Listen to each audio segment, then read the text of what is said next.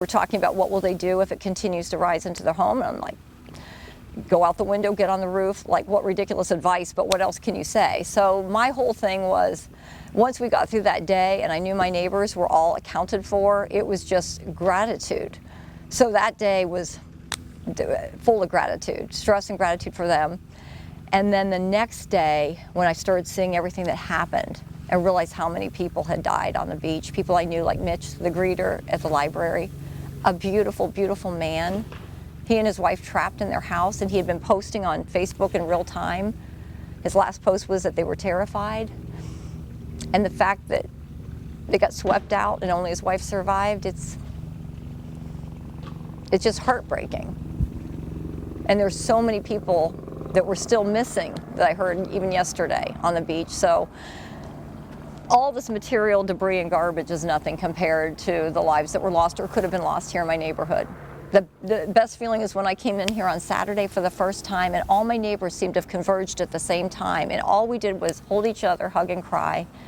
And it was such an outpouring of love, and that's what I've been really moved by. Despite all of this mess and death and destruction, I have never seen so many neighbors come together and sacrifice for one another. I just had a neighbor, Paul, across the bay, who I'd see on the water every day, every day. He loved the dolphins, he fished, and his family owned a cottage near the Pink Shell for years. It survived Hurricane Donna, and he stopped to see how I was doing, and his home had been swept away. My down, Sharon and Mark, their home had been swept away. I met them on the water through the dolphins, and the tremendous loss, not just of life, but then also their history, where they're going to live, so many factors, you know. But he came here and get a text this morning from Paul's sister, who just lost their family home of decades. And she and her husband are here cleaning out for me. Never met them. And I'm just so touched and inspired by their love. I think that is the silver lining, right? That's the only thing that is to see so many people feeling that same sense of just needing to help. That's it. That's it. And even, you know, people I don't even know coming to help, you know, just walking down the street, what can we do for you? So that's how I'm feeling right now. Again, just thinking about people that's lives have been lost and how their families are going to have to deal with that forever, you know. One lost life is affecting so many people, you know. So it's hard to take that in, but it gives such perspective to this mess. This is nothing. It's a mess that can be cleaned up. Yeah, yeah, and I mean, because it is. I think that's what's so heartbreaking for everybody is like this is our home, you know. Like this was your home.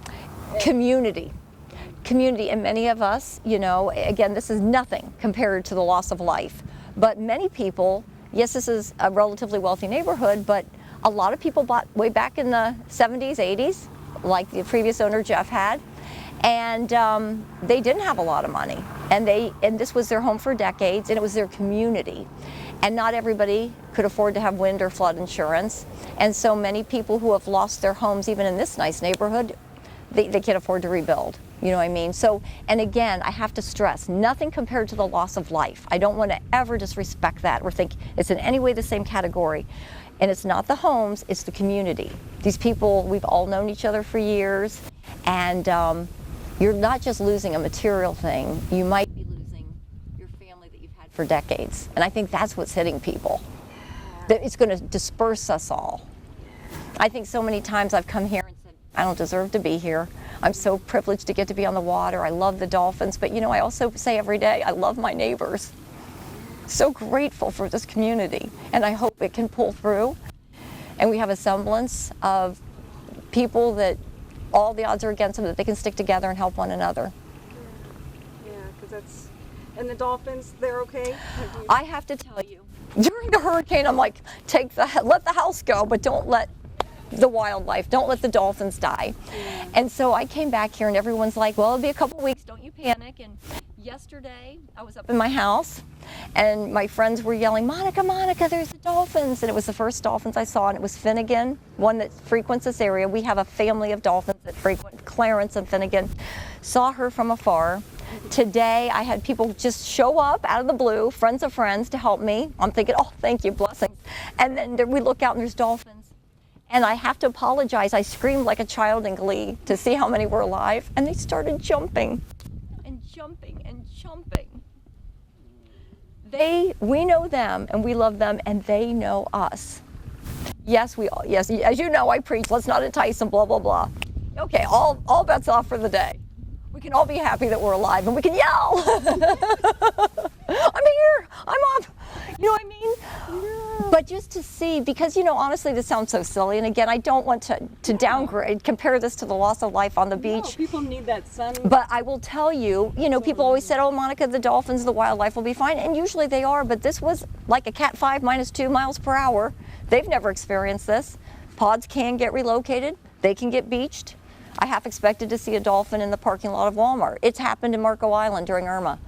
So I am grateful that at least some of our pods have survived and are still here. Even a couple of the babies I saw. We had 2 newborns I saw right before the hurricane broke out. And all I could think is, there's no way they're going to survive that. But I felt like I do want to share that with people. Life comes back. It's going to take a whole lot. But our dolphins, that show, that display of joy, it's seeing some of the humans they know. It just really touched my heart. Yeah, it's almost like they hear your voice and they... Oh yeah, I have to say, I'm very big on not enticing them or training them or talking to them, but they've been around for years. They know our voices. Yeah. The people that live on the water, they know our boats, they know our homes, and they did recognize the voice. I don't have a doubt. Yeah, they're almost just coming by to see if you all, were... I believe that. And I'm not saying, I'm special. No, not just me. There's so many people they know and care about. That is a silver. I think that's such a good nugget for people to hold on to. It was a little ray of sunlight in the face of so much destruction and despair. Mm-hmm. And I just want everyone to know they're out there jumping, and they care about us, and life will come back, and we stick together and work hard, and it's going to be okay. We'll get through it. Yeah, absolutely. Oh, perfect. Thank you so much.